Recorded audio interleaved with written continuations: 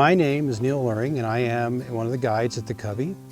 Been associated with the Covey since they really opened the doors in the early 1980s. I had the good fortune to be a Colorado Springs firefighter for many years. I retired a few years ago, so now I'm pretty much doing fly fishing about 100 days a year on the water. So I get to get out here a lot. It's a pretty rough lifestyle, but you know, somebody's got to do it. So I'm also very much a fly tyer. I started tying flies when I was 14 years old, and we had a family friend who was a professional tyer that I worked with for 4 years, and that's how I got started in all of this stuff. So I've done the fly fishing a lot longer than I did the firefighting or any of those kind of things. So these days, I think all the other younger guides kind of think of me as being the old guy, at least one of them that's around the shop there. But so fly fishing has not only been a sport for me, it's really been kind of a lifestyle and continues to be in my later years.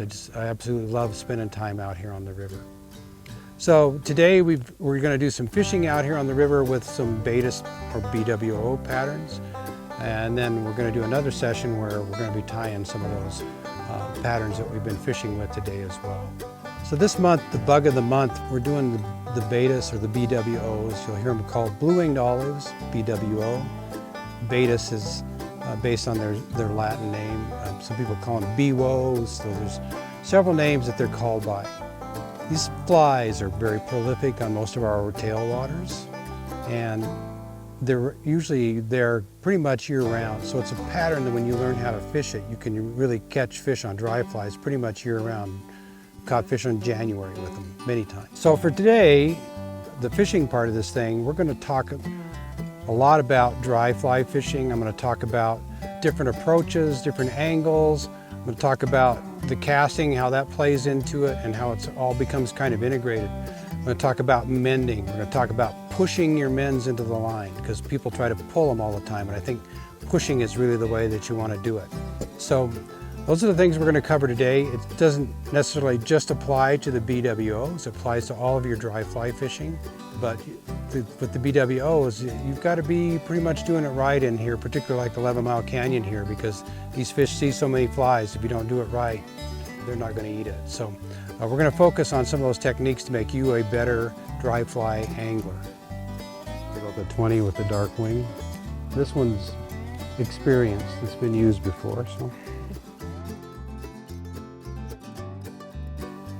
So I'm just going to put a clinch knot on here. I just tie it, I don't tie the improved one, I just tie a regular clinch, and I put the same number of twists as the tippet size that I'm using. So this is 5X, I put 5 twists in it. So knots are all about friction.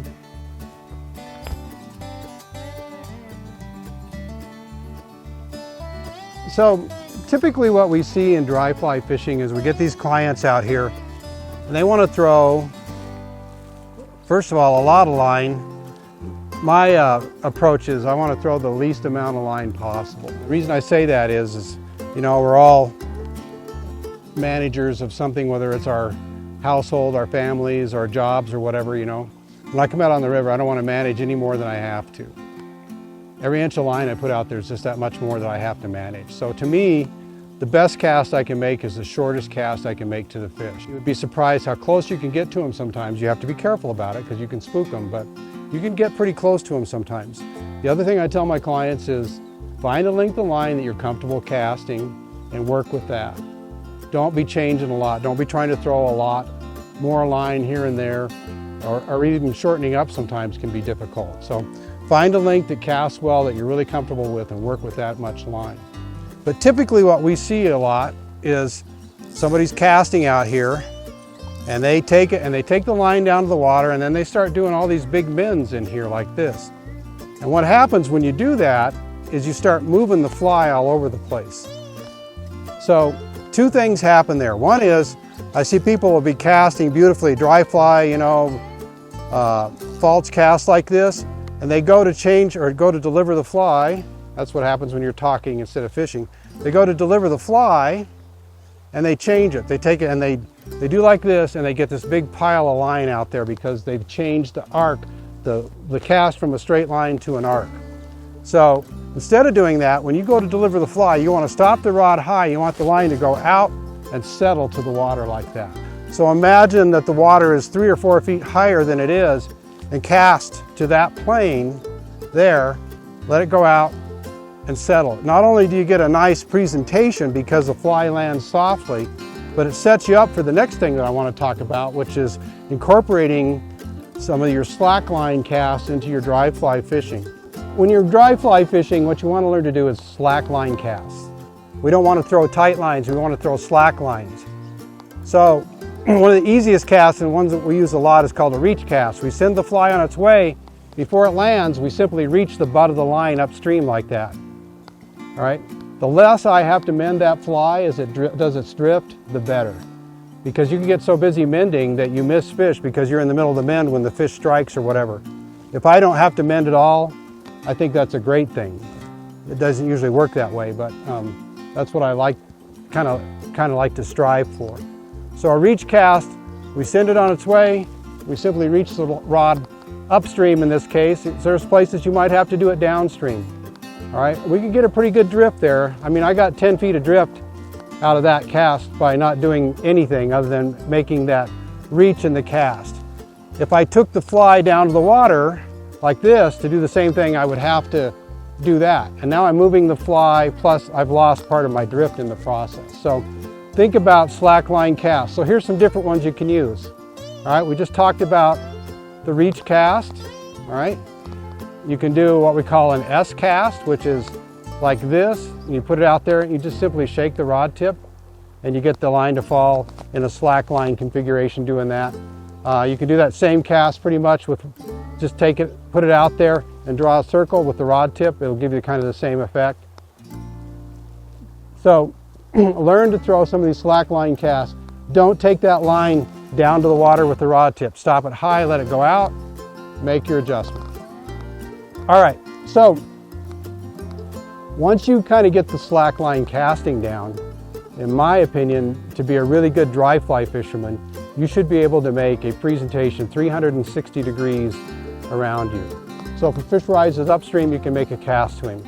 If a fish rises downstream, you can make a cast to him. So let's talk a little bit about that. So there used to be a concept that they taught, I think it was Swisher and Richards, if I remember right, used to talk about fishing the clock. So if I'm standing here and we consider upstream to be 12 o'clock, downstream to be 6 o'clock, right?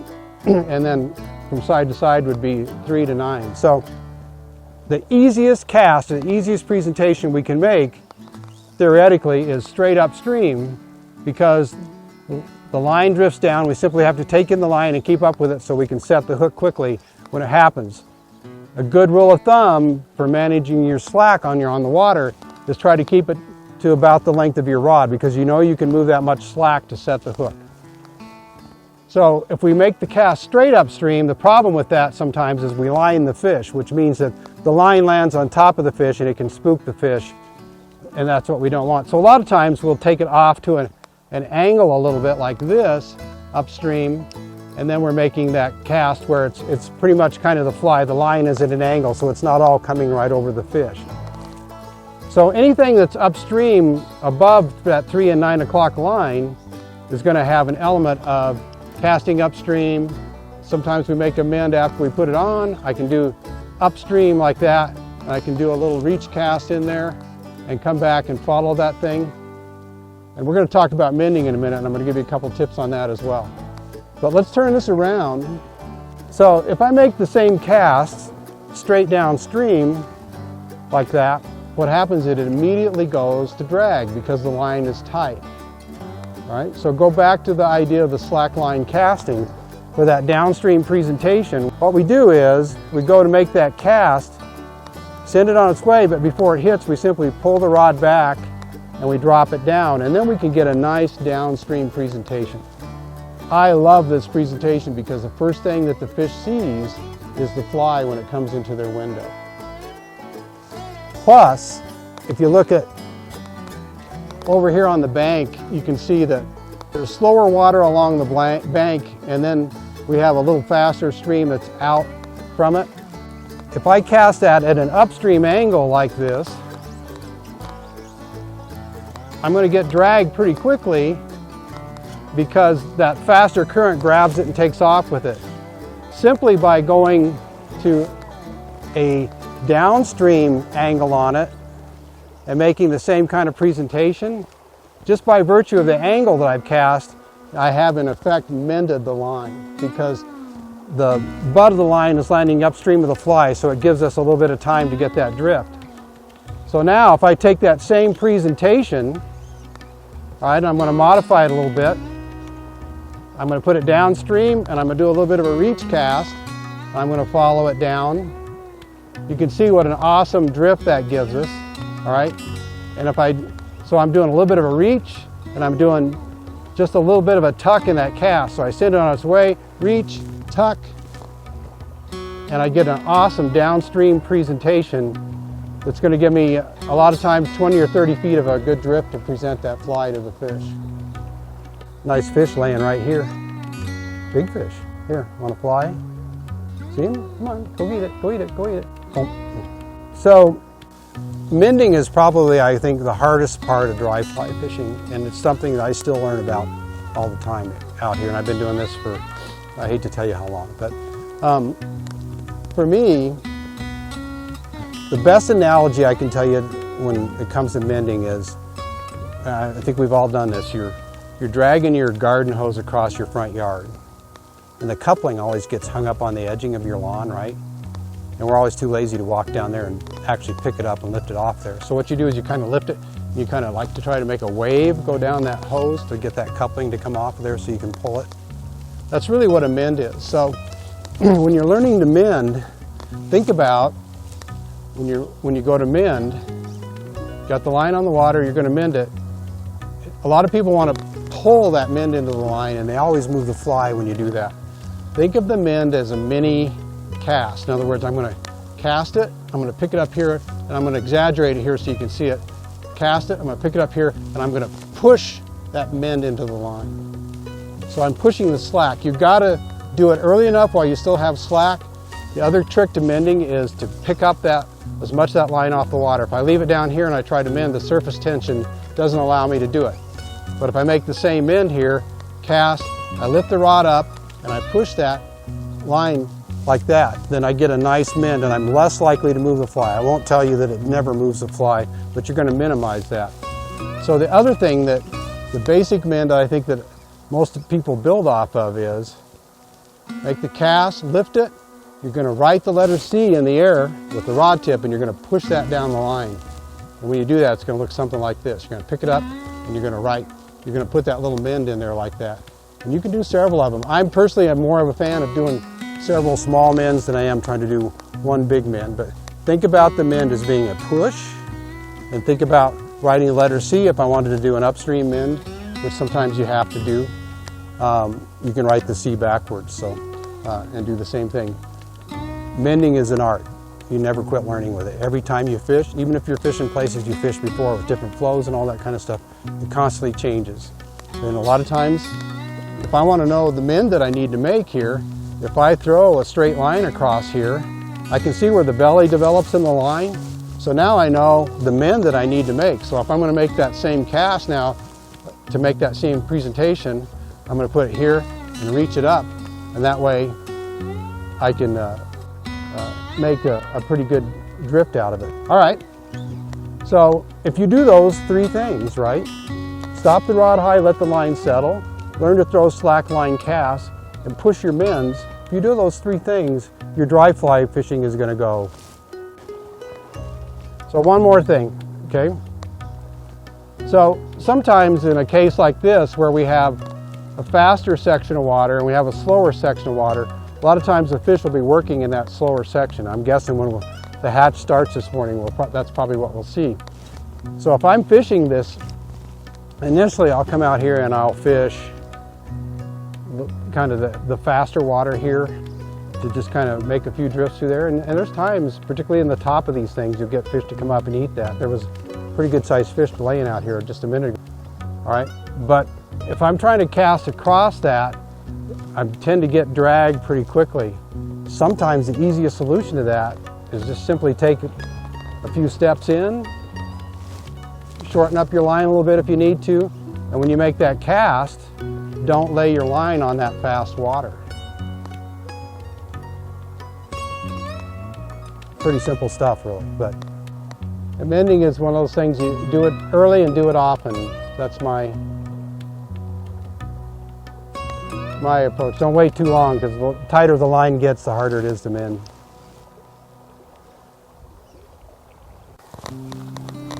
I actually fish dries quite a bit on my guide trips. A lot of guys don't.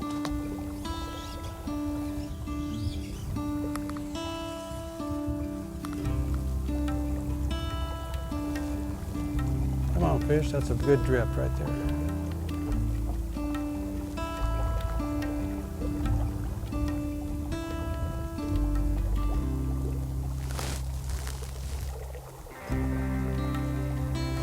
Oh, I missed him.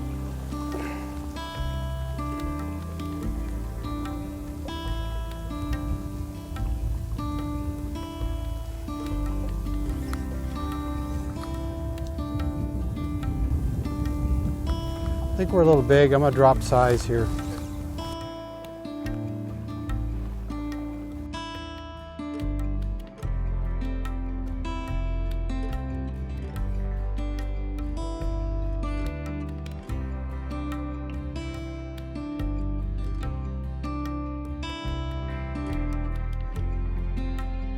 Oh, there he is.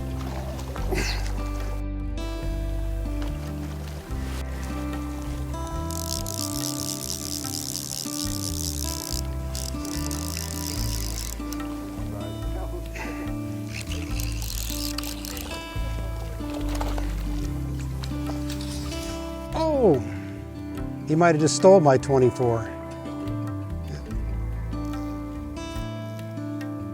That was a cool eat. Actually see this one.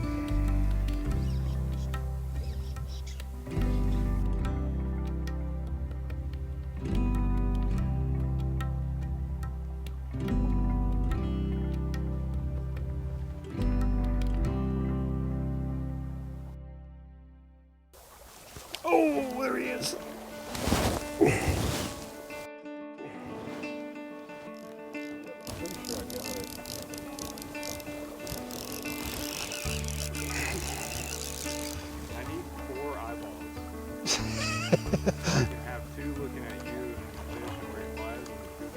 There's a brown.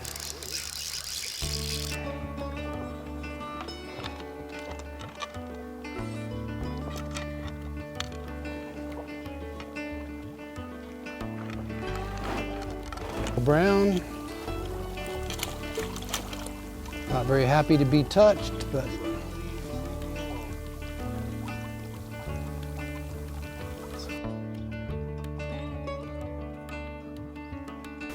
a lot of times when I'm fishing a bank like this, I'll fish my way up it, but when I get about halfway up it, I'll turn around and start fishing down a little bit, just to get a different angle, a different presentation.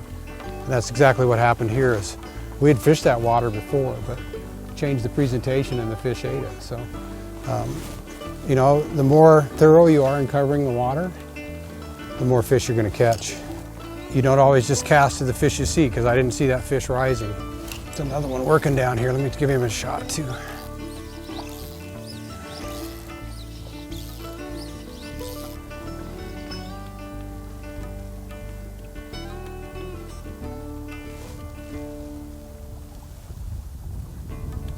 If you notice, these are all little guys.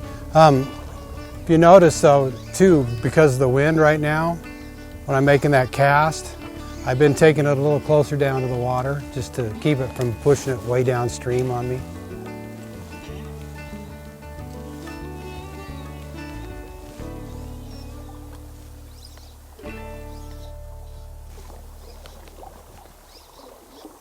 So you always have to adjust to the conditions. You can see some of the betas in the air now too.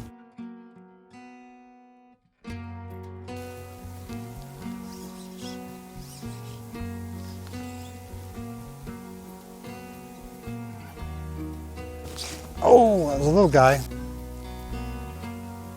So we have kind of a compound hatch going on here today. We've got some blue-winged olives that are hatching. We have some tricos that are beginning to fall on the water. It's pretty late actually for that, but I'm seeing some behavior out here that's more like the tricos. And when you see the tricos, the fish are usually kind of like this. You'll see them just sipping off the water, kind of moving side to side, so they have a little different behavior. You learn to recognize it, tells you it's a trico. So I'm going to leave on my little betas that I've been fishing here, and I'm going to put on a little trico behind it. So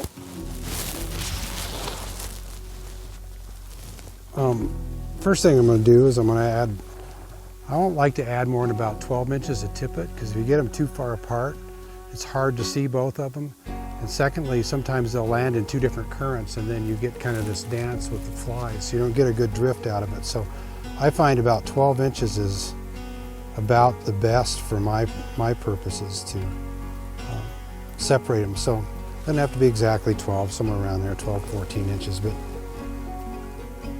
if you do this, I would think, try keeping them a little closer together. I see a lot of people put them 2 or 3 feet apart, and I think that's too far. Doesn't mean it won't work, it just makes it more difficult.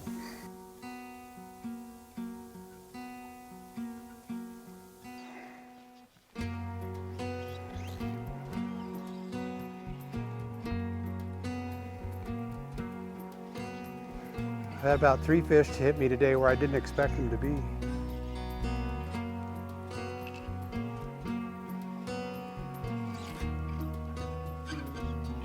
Nicked him.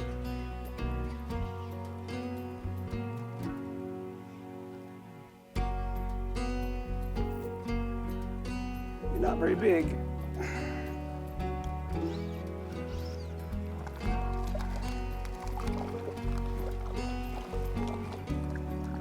Where are you, fishy?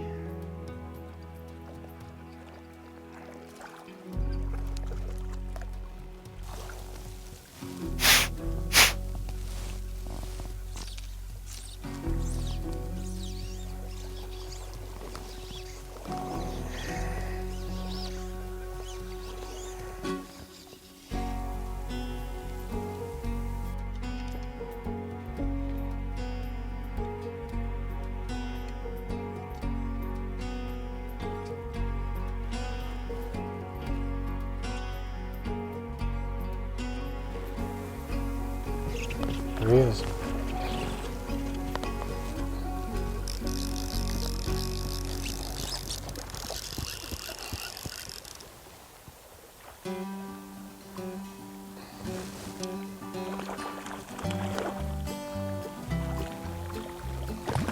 Is that a cut? No, it's a cut bow.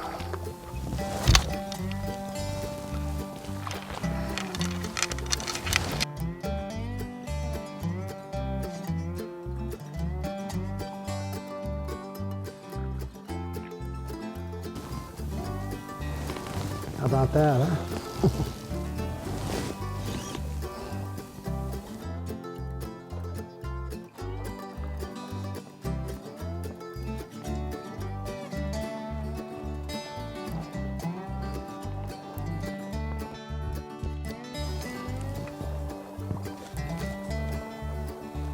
I like to get them close and then give them a good slide. Pretty. Wow, it's pretty. Nice male brown. Thank you very much. Appreciate your business.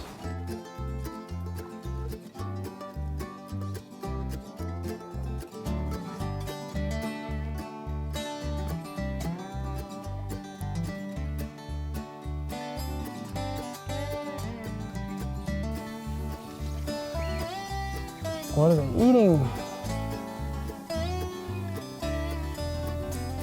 That might have been on me.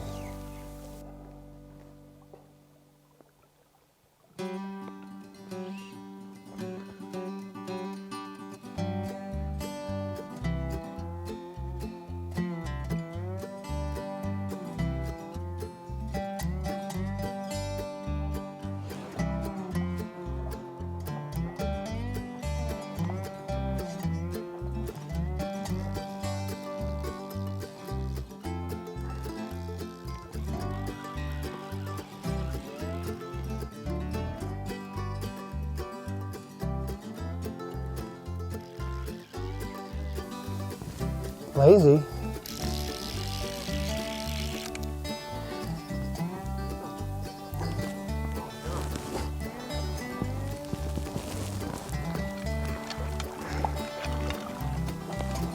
This one's got a lot of cutthroat in it, huh?